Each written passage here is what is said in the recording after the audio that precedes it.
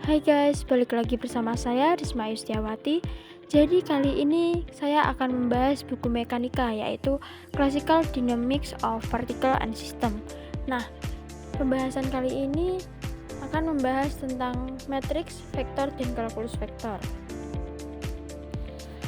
Yang pertama yaitu sifat-sifat matriks rotasi, di mana pada gambar 1.4a, sebuah segmen garis memanjang dalam arah tertentu dalam ruang. Kita memilih titik asal sistem koordinat kita yang terletak di suatu titik pada garis, kemudian membentuk sudut tertentu dengan masing-masing sumbu koordinat. Sudut yang dibuat dengan sudut x1, x2, x3 adalah alfa, beta, gamma. Besaran yang menarik adalah kosinus dari sudut-sudut cos alfa, cos beta, cos gamma. Besaran ini disebut kosinus arah garis.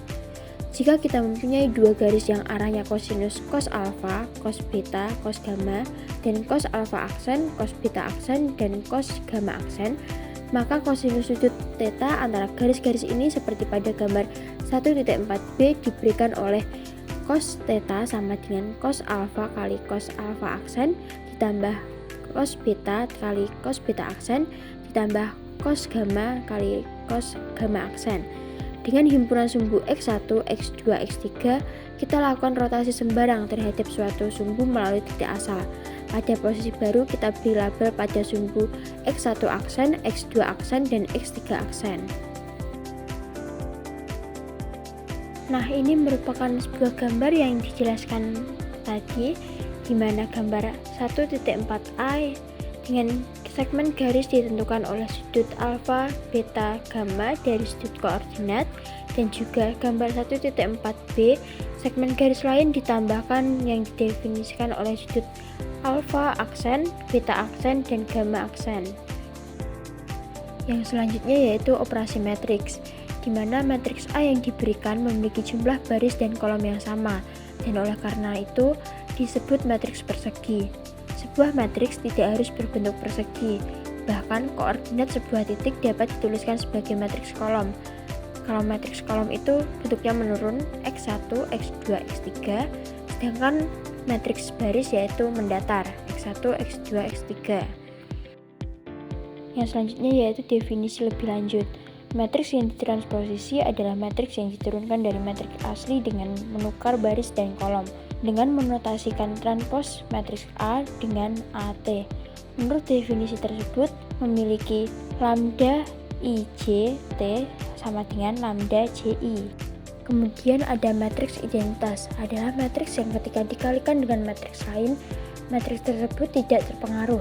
Dengan demikian, 1A sama dengan A, B1 sama dengan B. Inverse dari sebuah matriks didefinisikan sebagai matriks yang jika dikalikan dengan matriks aslinya akan menghasilkan matriks identitas, yang kemudian ditemukan sebuah persamaan untuk matriks ortogonal dengan lambda pangkat T sama dengan lambda pangkat min 1. Nah, untuk selanjutnya yaitu perkalian matriks tidak bersifat komutatif secara umum, di mana AB tidak sama dengan BA. Kasus khusus dari perkalian matriks dan inversnya adalah komutatif, di mana AA pangkat min 1 sama dengan A pangkat min 1, A sama dengan 1. Kemudian perkalian matriks bersifat asosiatif. Dan yang terakhir, penjumlahan matriks dilakukan dengan menambahkan elemen-elemen yang sesuai dari dua matriks. Kemudian ada signifikansi geometris matriks transformasi. Pertimbangkan sumbu koordinat yang diputar berlawan arah jarum jam melalui sudut 90 derajat tentang sumbu min 3. Seperti pada gambar, dalam rotasi seperti itu, x1 aksen sama dengan x2, x2 aksen sama dengan min x1, x3 aksen sama dengan x3. Nah, untuk menemukan matriks transformasi untuk transformasi gabungan untuk rotasi terhadap sumbu x3 min, diikuti dengan rotasi terhadap sumbu x1 aksen, bisa dilihat dari gambar 1.8.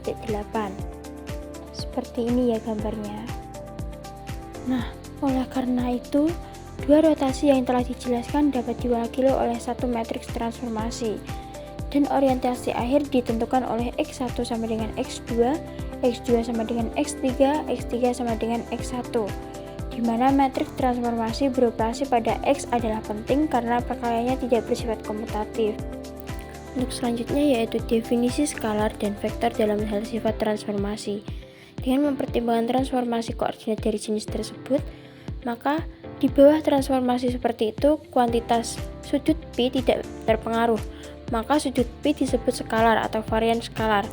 Jika sekumpulan kuantitas A1, A2, A3 ditransformasikan dari sistem XI ke sistem XI aksen dengan matriks transformasi lambda dengan hasil tersebut, maka besaran AI berubah sebagai koordinat sebuah titik dan besaran A adalah A1, A2, A3 disebut vektor. Selanjutnya ada operasi skalar dan vektor dasar. Untuk operasi skalar ada penjumlahan atau pengurangan skalar, penambahan atau pengurangan dua bilangan biasa. Yang kedua ada perkalian skalar. Perkalian dua skalar menghasilkan skalar yang lain. Yang ketiga ada pembagian skalar. Pembagian satu skalar dengan skalar yang lain. Selanjutnya ada operasi vektor. Ada penjumlahan atau pengurangan vektor di mana menjumlahkan atau mengurangi dua vektor komponen demi komponen. Kemudian ada perkalian skalar vektor. Mengalihkan skalar dengan vektor yang mengubah magnitudo vektor tetapi tidak arah kecuali jika skalar negatif. Kemudian ada perkalian titik.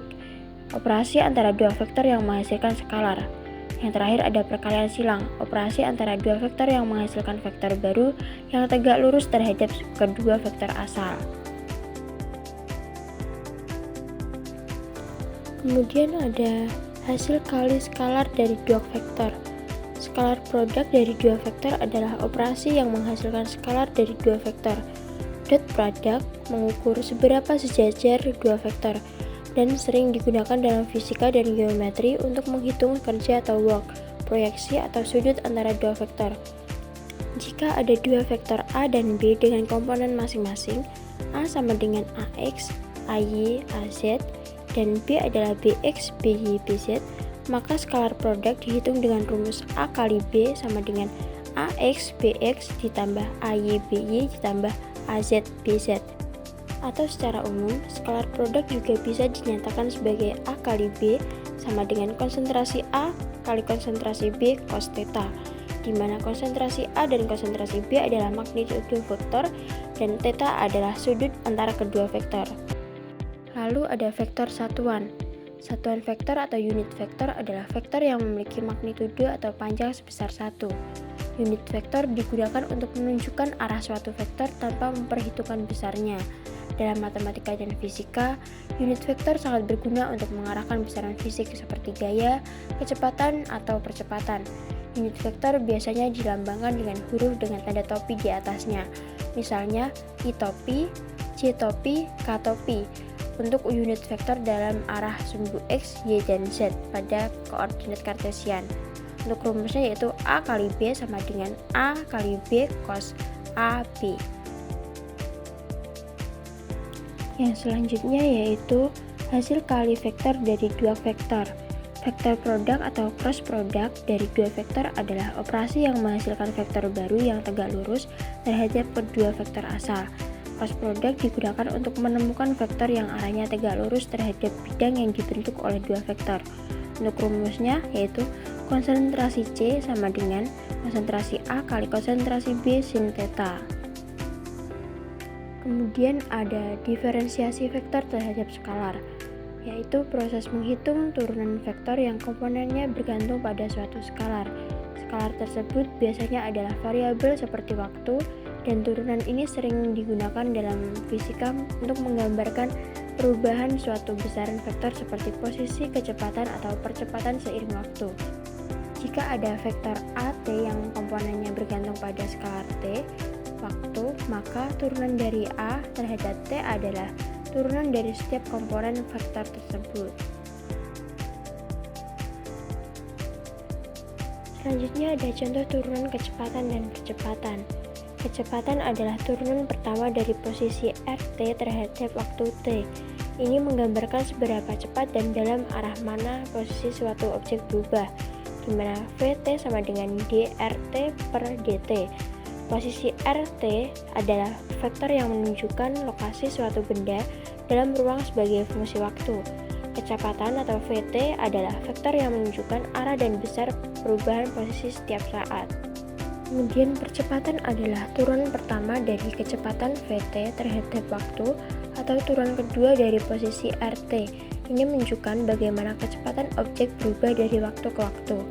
AT sama dengan dVt per dt sama dengan d pangkat 2 RT sama dengan dt pangkat 2. Kecepatan atau VT berubah seiring waktu dan percepatan mengukur tingkat perubahan tersebut. Percepatan AT bisa konstan seperti dalam gerak jatuh bebas atau berubah seiring waktu. Selanjutnya ada kecepatan sudut. Kecepatan sudut adalah ukuran seberapa cepat suatu objek berputar atau berotasi di sekitar suatu titik atau sumbu. Ini menggambarkan laju perubahan sudut yang ditempuh oleh objek dalam gerak rotasi.